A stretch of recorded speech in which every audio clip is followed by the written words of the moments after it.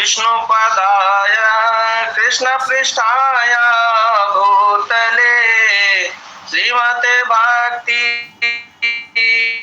वेदांत स्वामिनीति नामिने नमस्ते सरस्वती देवे गौरवाणी प्रचारिणे निर्विशेष शून्यवादी पाश्चात्य देश तारिणे ओम अज्ञानतिमिरान्धस्य ज्ञानाञ्जनशलाकया तस्मै येन तस्मै श्रीगुरुवे नमः। श्रीचैतन्यमनोभीष्टं स्थापितं येन भूतले स्वयं रूपं कदा मह्यं ददाति स्वयं पदान्तिकं वन्देऽहं श्रीगुरो श्रीयुतात्मपदकमलं श्रीगुरुर्वैष्णवं च श्रीरूपं सावजातं सहगण रघुनाथं नितं तं सजीवं सावधैतं सावधूतं परिजन सहितं श्रीकृष्ण चैतन्य देवं श्री राधा कृष्ण पादां सहगण ललिता श्री विशाखान्वितां च हे कृष्ण करुणा सिंधु दीनबंधु जगतपते गोपेश गोपिका कांत राधकांत नमस्तुते तप्त कांचन गौरांगी राधे वृंदावनेश्वरी वृषभानुसुते देवी परमानी हरि प्रिये वांछात कल्पतरुभिक्षा कृपा सिंधु च पतितानां पावनेभ्यो वैष्णवेभ्यो नमो नमः। जय श्री कृष्ण चैतन्य प्रभु नित्यानंद श्री अद्वैत गदाधर श्रीवासादि गौर भक्त वृंद हरे कृष्णा कृष्ण कृष्ण हरे हरे हरे राम राम राम हरे हरे हरे कृष्णा कृष्ण कृष्ण हरे हरे हरे राम राम राम हरे हरे। हरे कृष्णा प्रभु जी धन्यवाद प्रणाम। हरे कृष्णा माता जी धन्यवाद प्रणाम। सभी भक्तों को धन्यवाद प्रणाम।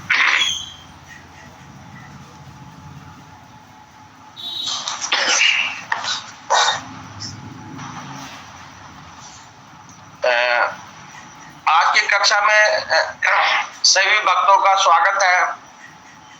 वैसे मुझे तो कुछ आता नहीं है, लेकिन ये मतलब आपसे मतलब विनती है मेरी कि भी थोड़ा आशीर्वाद मुझे दें ताकि मैं कुछ बोल पाऊं, क्योंकि बिना आपके आशीर्वाद के तो शब्द ही नहीं निकलेंगे। तो मतलब आपसे मतलब अभी सभी भक्तों से विनती है कि मेरे को थोड़ा आशीर्वाद दें, और जो भी मेरी त्रुटियां हो प्रभु जी माता जी क्षमा कीजिएगा, क्योंकि अभी मतलब अभी भी हम मतलब भौतिकता में लगे हुए हैं कि मतलब गलती मतलब क्या मतलब कहने का मतलब ये कि भी आपका आशीर्वाद की जरूरत है, तो मुझे आशीर्वाद दीजिएगा प्रभु जी और माता जी। हरे कृष्णा माता जी, हरे कृष्णा प्रभु, सभी भक्तों को दंडवत प्रणाम। भगवत गीता अध्याय 4 श्लोक 36। अपि चेदसि पापेभ्यः सर्वेभ्यः पापकृतम् सर्वं ज्ञानपल्लवेन विरजिनं सन्तरिष्यति।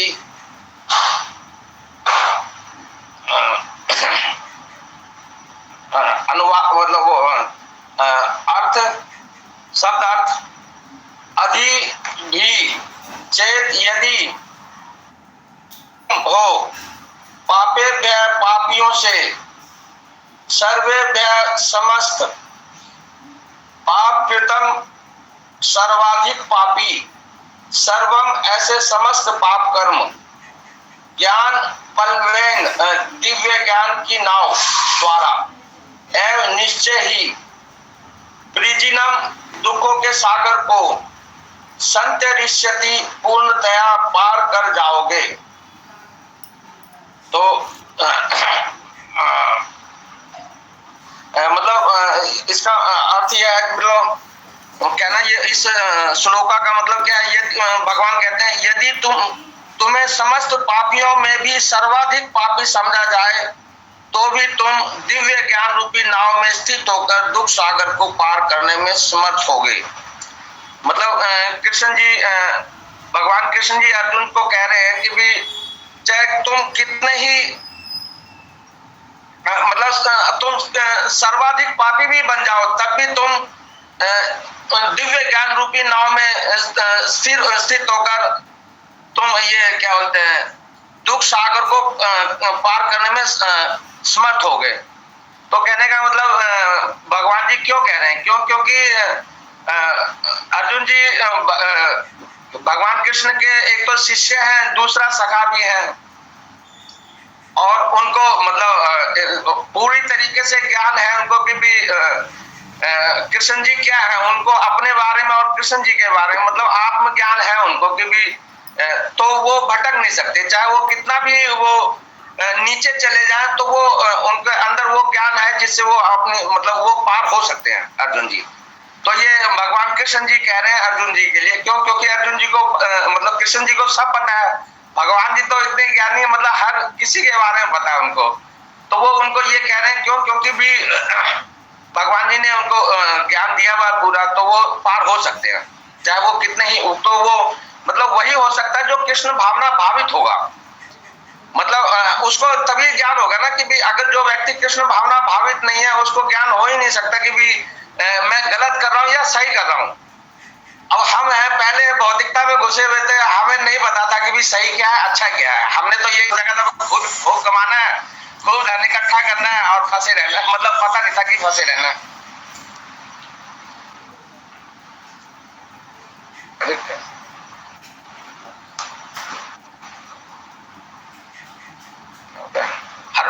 सॉरी प्रभु जी वो बीच में, तो कहने का मतलब हमें पता नहीं था कि भी करना क्या हमें, लेकिन जैसे हम भक्तों का संग हुआ तो धीरे धीरे हमें ज्ञान हुआ, तो क्या हुआ हम मतलब समझ में आया कि वास्तव में जो हम कर्म कर रहे हैं वो क्या फंसने वाले, मतलब कर्म चक्कर में फंसना ही फंसना ही, चाहे अच्छा करो चाहे बुरा करो वो फंसना ही फंसना है।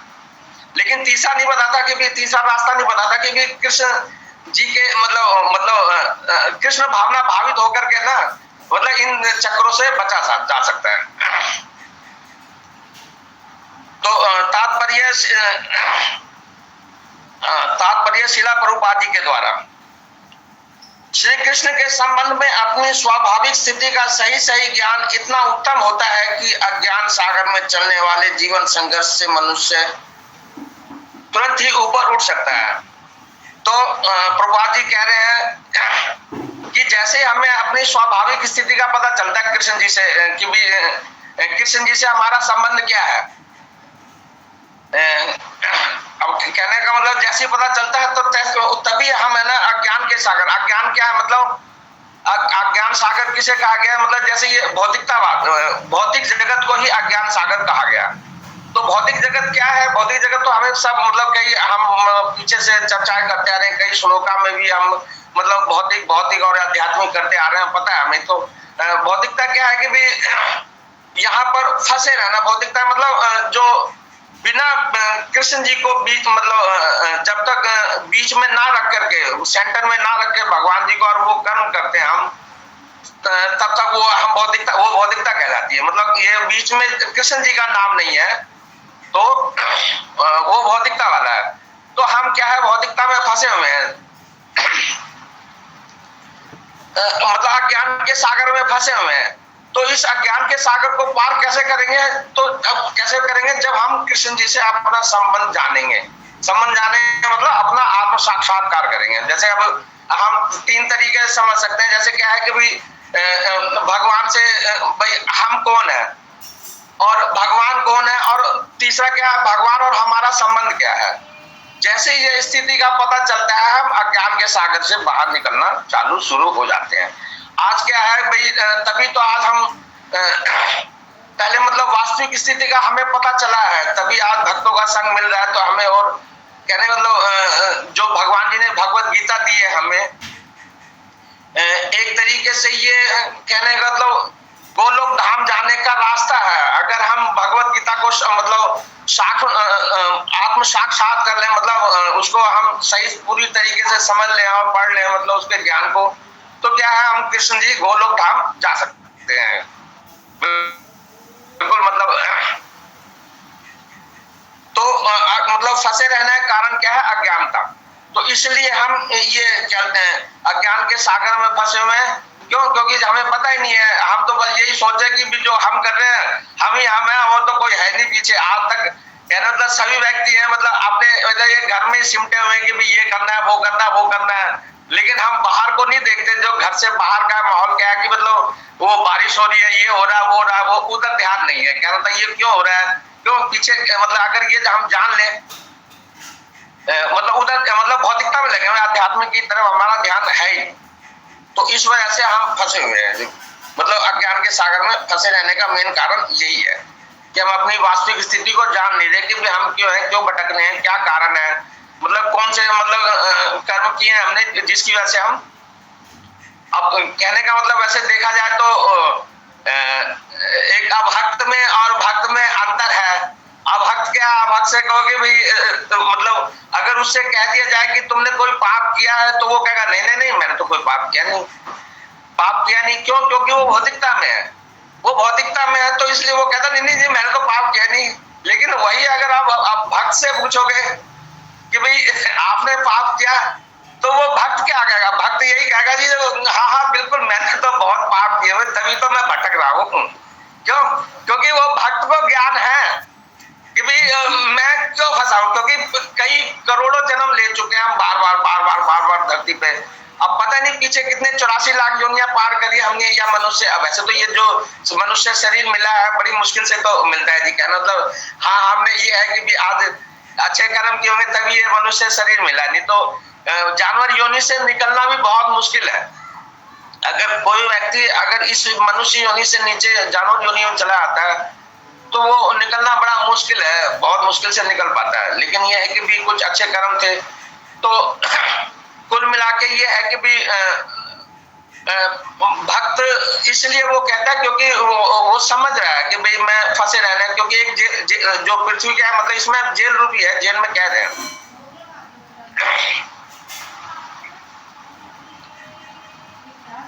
ये भौतिक जगत कभी कभी अज्ञान सागर मान लिया जाता है। मतलब यही इसमें ये कहा जा रहा है कि भौतिक जगत क्या है, मतलब भौतिक जगत को ही अज्ञान सागर मान लिया जाता है। भौतिक जगत मतलब अपने लिए, सब अपने लिए संचित करना, जो भी करना है सब अपने लिए करना है, मतलब बिना भगवान को बीच में रखे हुए। कृष्ण जब तक मतलब बीच में कृष्ण जी को कर्म बंधन में तभी फंसता आदमी जब कृष्ण जी को बीच में नहीं रखता। लेकिन जैसे ही वो कृष्ण जी को बीच में रखता है तो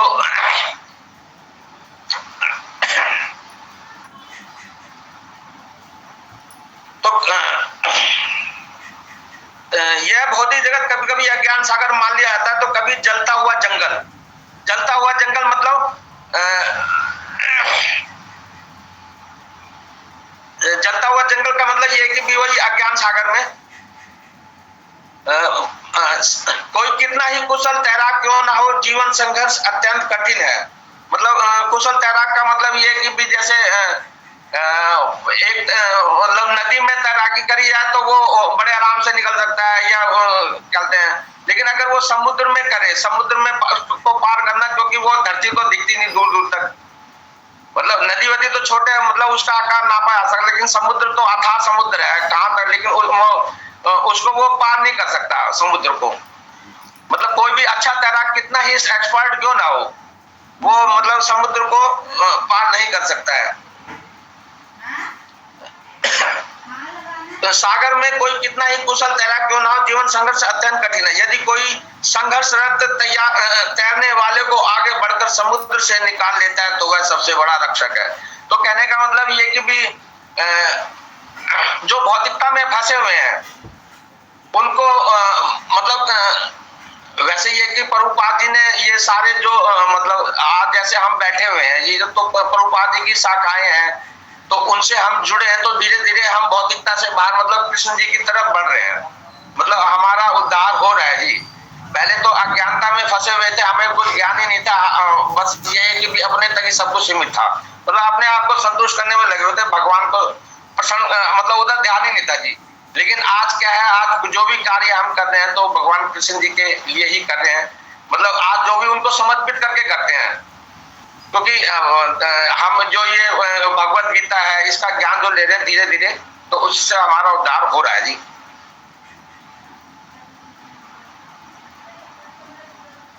भगवान से प्राप्त पूर्ण ज्ञान मुक्ति का पथ है। मतलब पूर्ण ज्ञान क्या है? पूर्ण ज्ञान आध्यात्मिक ज्ञान को ही पूर्ण ज्ञान है। भौतिक ज्ञान क्या मतलब अधूरा है। अधूरा क्या है? मतलब अधूरे की वजह से तो हम भटक रहे हैं बहुत। और वो आध्यात्मिक ज्ञान क्या है? पूर्ण ज्ञान है। भगवान का जो ज्ञान है वो आध्यात्मिक ज्ञान पूर्ण ज्ञान है। जब हमें आध्यात्मिक ज्ञान हो गया तो एक तरीके से उसको पूर्ण कहा जा सकता है।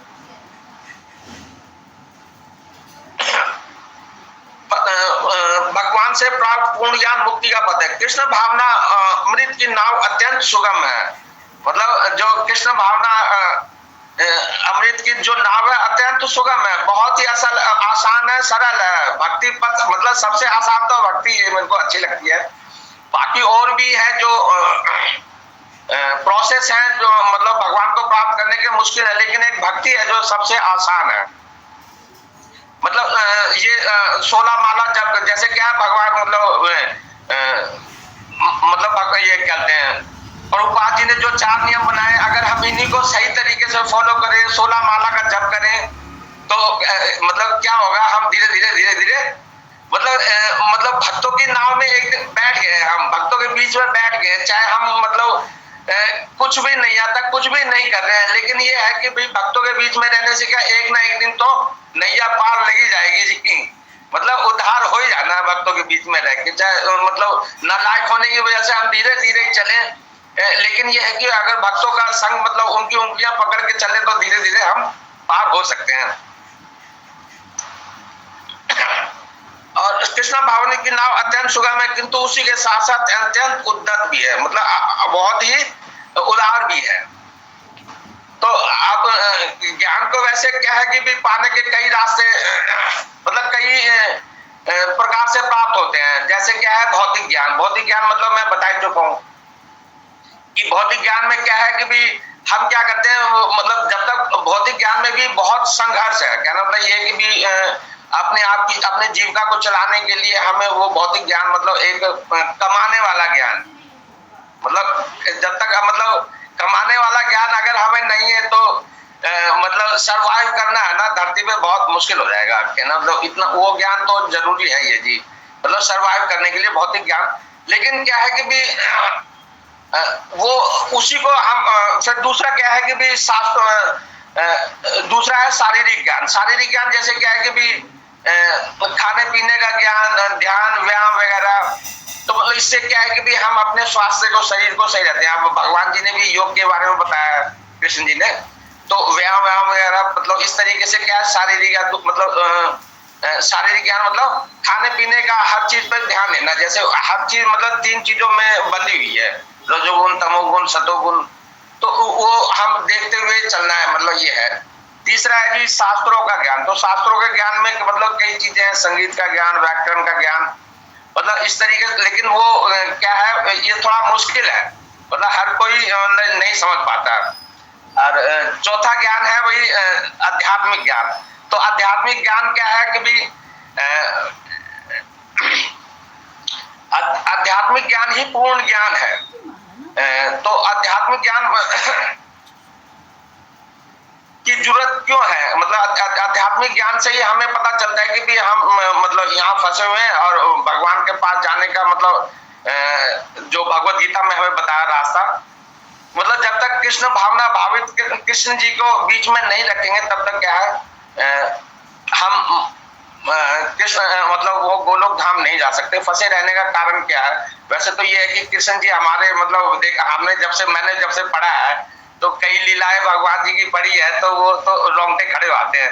रोंगटे खड़े होते हैं कहने का मतलब भगवान जी है ना, मतलब हम जैसे क्या है वो पूतना थी, वो कौन थी जो दूध मतलब अपने जहर दूध पिलाकर जहर से मारने के लिए आई थी कृष्ण जी को, तो वहां भी अच्छाई ढूंढ लेते हैं भगवान जी। बुराई में से भी है ना मतलब अच्छाई को ढूंढ लेते हैं। तो हमारे कृष्ण जी जैसे प्यारे तो कोई हो ही नहीं सकता, मतलब वो हमेशा न्याय करते हैं। अब जैसे एक उदाहरण लिया जाए, मतलब कृष्ण जी क्यों इतने प्यारे हैं, कहने का मतलब हर टाइम मतलब भगवान जी तो गलत कर ही नहीं सकते। तो आज जैसे हमें पता चला है, हम तो अधूरे मतलब पता ही नहीं था हमें, लेकिन जैसे आज पता चलता है, कहने मतलब ये हम भगवान कृष्ण जी के अंश हैं। तो अंश है तो हमें भाई आज वो तो होता ही है कि भाई अंश है तो उनको जानने की कोशिश तो होती है।